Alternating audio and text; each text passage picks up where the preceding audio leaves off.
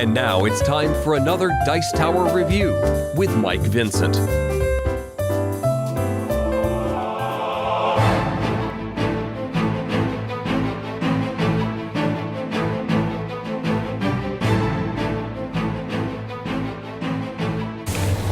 So for tactics, again, we're looking at an ally, and here we see the Winged Guardian.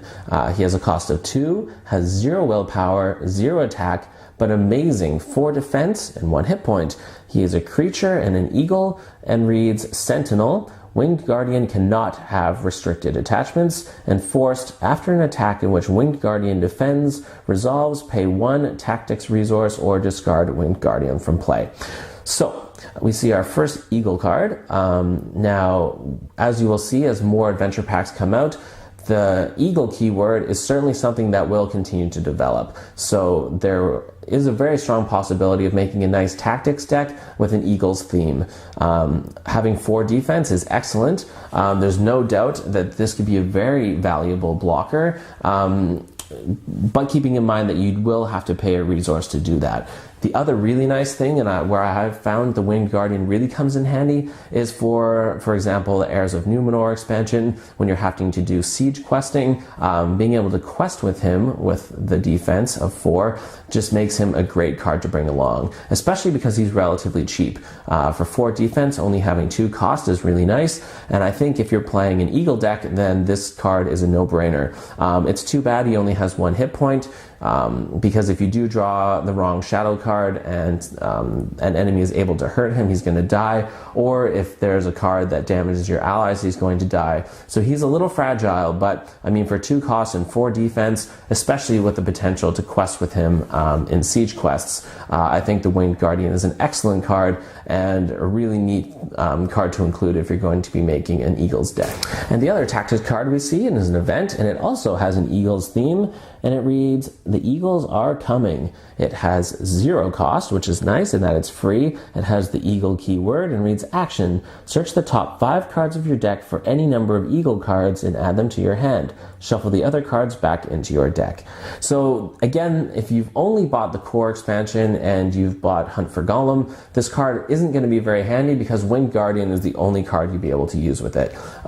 Keep in mind that if you only have the Winged Guardian and you're playing with a deck of minimum 50 cards, the chances of drawing him in 5 cards is not so good. However, if you're continuing to buy more expansions and fill out for a full Eagle deck, then I think this is a really good card to bring. If you've built your deck to have an Eagles theme, then certainly, hopefully, in those 5 cards, you would get at least 1 Eagle card.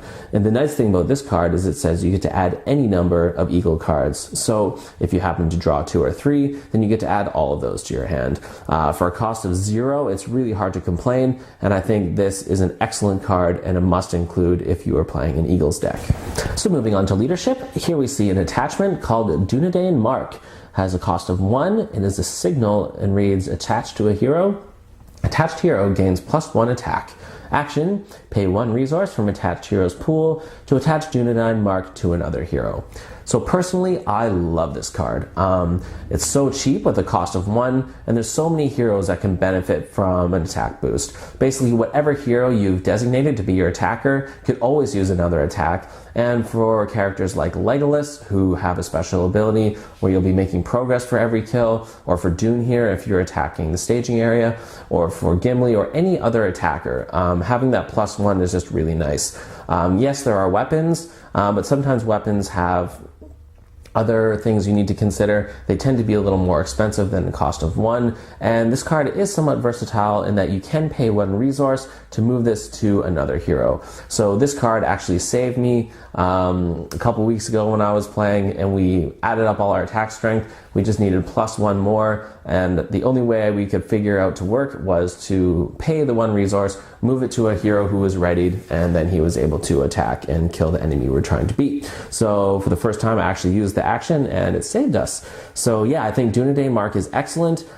This will start to develop the theme for leadership, where we see stats being boosted. And so this is the first in a series of cards we'll be looking at in the next few adventure packs, where we will see leadership giving stat bonuses. And so Dunedain Mark is the one that will boost attack, and I think it's a fantastic card if you're going to be doing any combat or attacking with your deck. Okay, so the last leadership card is an event. It reads Campfire Tales, has a cost of 1, and reads action. Each player draws 1 card. So this is a card I think is okay. It's one I've included before. And honestly, sometimes when I'm looking for cards and I draw it off the top of my deck, it's sometimes kind of disappointing compared to some of the other cards I may have included in the deck. I mean, it's nice to draw 1 card. It's nice that each player gets to do it. If you happen to be playing with 3 or 4 players, then I think this card gains a bit more utility in that all 4 of you can draw 1 card. If you're playing solo, though, you probably wouldn't want to include this. But it is worth keeping in mind that it's really the lore sphere that contains a lot of the really heavy card draw cards. Leadership, not so much. So if you are playing a monosphere deck, you're playing just leadership, and you're looking to get a little more card draw, then I can see why you would include this card. It's fairly inexpensive with a cost of 1, but I just feel sometimes in a deck where if you're trying to keep it down to 50 cards, of all the cards you could include, is drawing 1 extra card really something that I will look forward to drawing off the top of my deck at the beginning of my turn? Not really, but that's just me. I certainly see that this card could come in handy and has some usefulness. It's just not a card that I tend to include in my decks. So yeah, that is Campfire Tales. Okay, so here we're going to take a look at a neutral card, meaning you can use this, you can use to pay for it from any of the 4 spheres. It is an attachment. It's called the Song of Kings. It has a cost of 1. It is a song and reads, attached to a hero, attached hero gains the leadership resource icon. So we talked earlier about the minstrel and her ability to go through your deck to pull out a song. Well, here's a card that would benefit from that ability. Songs basically allow you, if you're playing a dual sphere deck or a multi-sphere deck, if you want to be able to pay for resources. So if I have 2 lore heroes and I have 1 leadership hero, and I want to be able to pay for more expensive leadership cards, then I would play this song on one of my lore heroes, so then I have 2 heroes with the leadership resource icon. I think these cards are worth including if you have a multi-sphere deck. Later on, heroes will come out with some workarounds so that you don't necessarily need the songs, but if all you have is the core set and you're starting to get a few adventure packs and you want to start playing some dual sphere or tri-sphere decks, then I think the songs are certainly worth including. It's nice that it only costs 1 and will certainly pay off in the long run if you get this early and have some expensive cards that you need to pay for. So we start to see with the Hunt for Gollum the beginning of the development of certain keywords. So we see there's going to be obviously a series of songs which give you the ability to give all the different resource icons. We've seen the Dunedain Mark, so stat boosting. We've seen the Eagles keyword, the Rohan keyword. And so the one problem with the adventure packs is you do almost have to buy all 6 of them if you really want to start building up enough cards to make some of these synergies work. Okay, so that concludes the player cards for the Hunt for Gollum.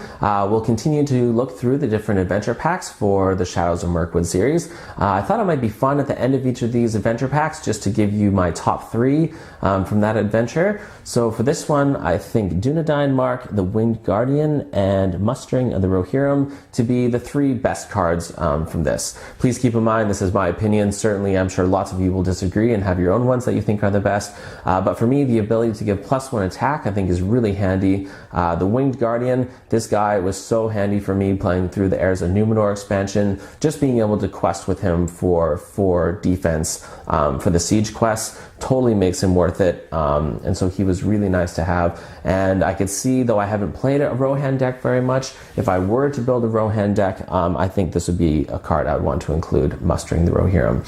So thanks very much for watching.